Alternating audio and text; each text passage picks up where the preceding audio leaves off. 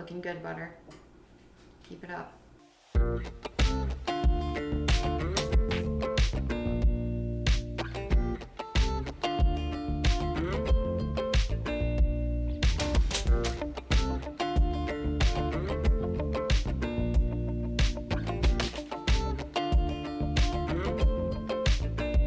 Hi, and welcome back to Bake with Butternut. Today I'm going to be baking for you some delicious Funfetti bars.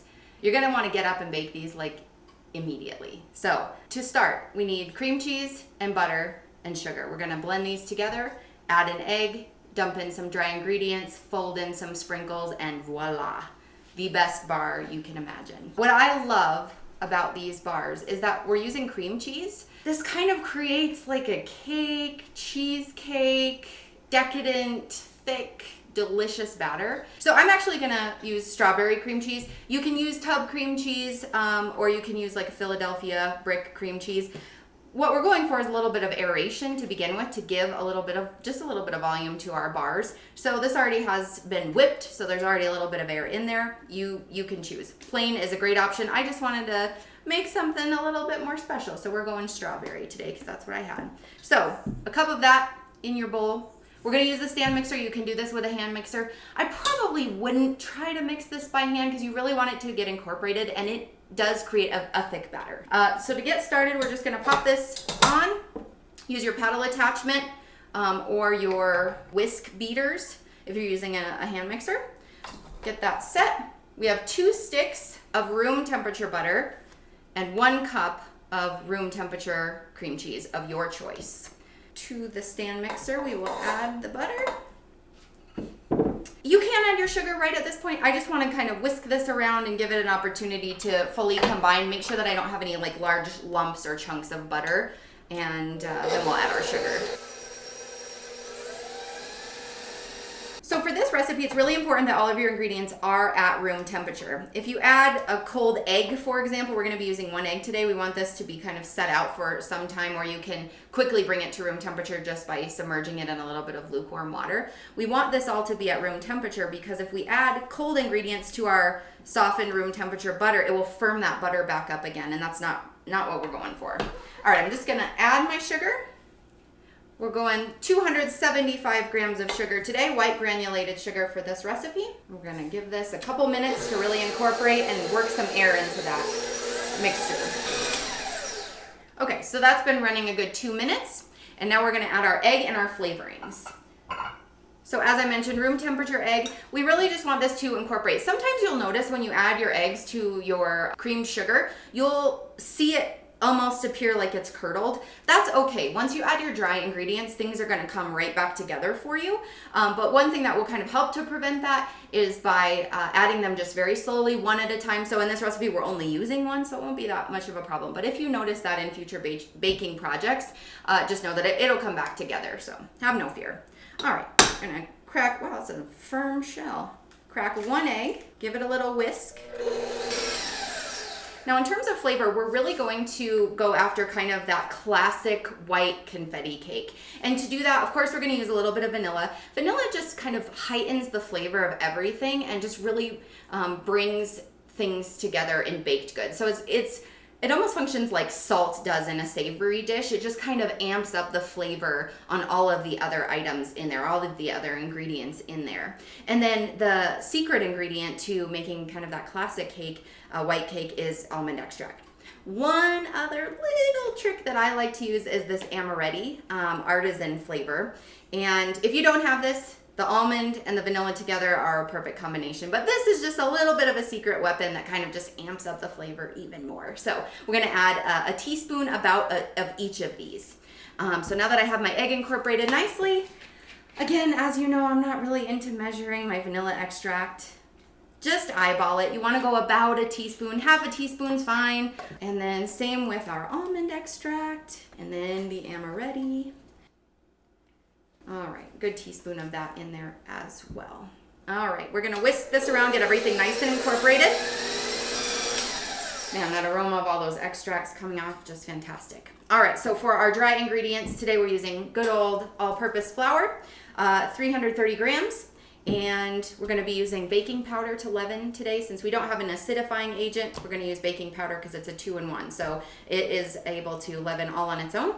And we're just using a half a teaspoon of this today because we're not looking for a really high volume cake. This one sits a little lower in the pan. It kind of just has this nice density to it, almost like a cheesecake. And that also comes from that creaminess that we're getting from the cream cheese that we've used. But we do want a little bit of loft just to have a bit of a tender crumb, a little bit of air in there as well, and then a pinch of salt. So we're gonna add these 3 ingredients all at the same time. I wanna add the flour first, and then on top of the flour, I'm just gonna add my pinch of salt and my baking soda. So good pinch there. 4 or 5 grams is perfect. Now, I don't know about you, but I need 22 ounces of baking powder on hand at all times. So half a teaspoon right onto the flour there. Okay, so now we're gonna talk sprinkles. And this is important because not all sprinkles are created equal, even though they are absolutely fun in their own unique little way. So you can see these guys are kind of circular little beads. These ones will lose their color very quickly. As soon as they get wet, they immediately kind of shed their color, and it will become a very quick mess of brown mud into your batter. So we want to avoid these guys. These are non-Perel. They're just not good. They're not the kind you need, okay? So you don't have to go expensive. These are Walmart, great value, rainbow sprinkles. These do a great job of holding their color and holding their shape so that you actually have that rainbow pattern within your white cake. So you can kind of see these guys are beautiful. Not super tasty, but we have enough flavoring in our batter that these are really just for color. Now these guys I got on Amazon, and I'll leave a link in the description. These are called sequins. How fancy. And these guys also are a beautiful sprinkle that don't lose their color when you mix them into the batter. But even so, we are not going to use our stand mixer to incorporate these. We're just gonna do that last bit by hand. Okay, there goes some sprinkles. Sprinkles everywhere. All right, so we need to measure out 180 grams of sprinkles. And I think I'm just gonna go half and half because I like them both. We got these little longish ones, and then we got the nice little circle ones. We got rectangles and circles. So 180 grams. And we're just gonna get that set ready to go. Yeah, I want every bit of that 180 because you just cannot have too many sprinkles. Now we're just gonna finish whisking. We don't wanna go real aggressive with the stand mixer at this point. Now that we've added our flour, now we are really focusing on achieving the right type of texture. And the longer we let this gluten intermingle with the liquid ingredients, the more gluten we're going to develop, and ultimately the less tender crumb we're gonna have.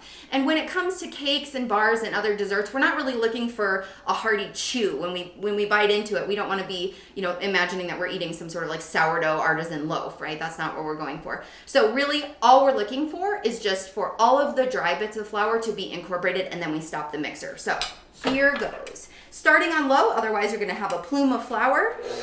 This should take about 30 seconds, probably no more than 30 seconds. Perfect. And like I said, this is going to make a thick batter, as you can see. So it's not flowing. The batter smells so good. You've got a little bit of that strawberry in there mixing with the almond, that Amoretti. Honestly, this batter comes together so quickly. It's gonna bake for 20 to 30 minutes. I've been baking mine pretty much about 25 minutes. This really kind of depends on how you like your cake, the consistency. So if you bake it a little longer, you get a little bit more color on it, a little bit of a harder crust. So it kind of does create a neat textural difference between that creamy inside and then a little bit of crust. But if you're really wanting something very delicate, soft on the mouth, then you'll probably bake on the lighter side or maybe on the shorter side about 20 minutes. So now we are just going to gently fold in. How can you not smile when you have a bowl full of sprinkles? Like, this is the best way to improve your mood. If I'm feeling bad, I'm feeling blue, I don't love the winter, I just need to mix myself up a batch of these bars and things start turning around.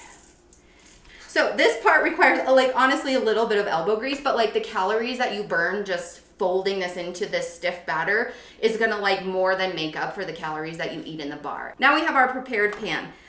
I like this USA pan, I really do. I'm not paid to say that, but this is already a non-stick surface. It already feels kind of like it's been pre-prepared. However, I have noticed that if I bake just straight in this pan, I do get a little bit of a browner crust on my bars. And so if you're really not going for that, then parchment is the way to go. And I'm gonna show you a really fun trick to making a flat piece of parchment fit very nicely into a rectangular 3-dimensional pan. So you need a pair of scissors. And really, essentially, you're going to create 4 cuts. And if I can do this, you're going to be dazzled by my arts and crafts skill. Okay, so 2 cuts straight in, right inside of the edge of the pan. All right. And ta-da! Just for a little insurance, can grease the inside of your parchment. Really, this is not a super sticky batter, so it's unlikely that you're gonna have any sticking.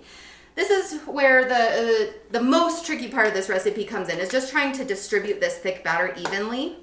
So we're gonna use an offset spatula. I'm just gonna try to clump this into different spots. I don't wanna just mound it all in the center. Give ourselves the best chance that we can to get a nice even layer. Yeah, that's so satisfying. So we'll make sure that we've got all of this off of our spatula. And then really we are just gonna try to maneuver this in such a way that we can get as flat of a layer as possible, but the parchment is gonna kind of move around in the pan. So just do your best, give it a couple seconds. It'll take some time, but it'll get there. One tip you can try is to just kind of grease the bottom of your offset spatula. This does take a little bit of work to kind of get it smoothed out. Basically, we're just trying to aim for a relatively same thickness all the way through. Okay, so now we've got it effectively spread in as even a layer as possible. Again, 350 in the oven, 20 minutes to 30 minutes. We're looking for kind of when we tap the center for it to spring back. We don't want it to leave an indent when we just gently press on it. All right, so we've completed our Funfetti bars, and I have my beautiful mama here to do our taste test for the final little festive addition. We just give it a beautiful dusting of confectioner's sugar. Okay, so you can cut these into bars or you can turn them into little triangle shapes. So I'm gonna try to be fancy and go with a triangle shape. Just gonna cut a slab. All right, Mom, give us your best tasting notes. All right. What do you think? They're creamy on the inside, have a nice vanilla flavor. It's like a party in your mouth. Mm-hmm. You got sprinkles, you got cream cheese. You can't go wrong. Very good. They came out very nice, Brianna. These will do very well at room temperature, 3 to 5 days, just in a sealed container. If you like this video or you're a Funfetti cake fan, hit like, subscribe, and we will see you next time. All right, now what do you really think? I liked it.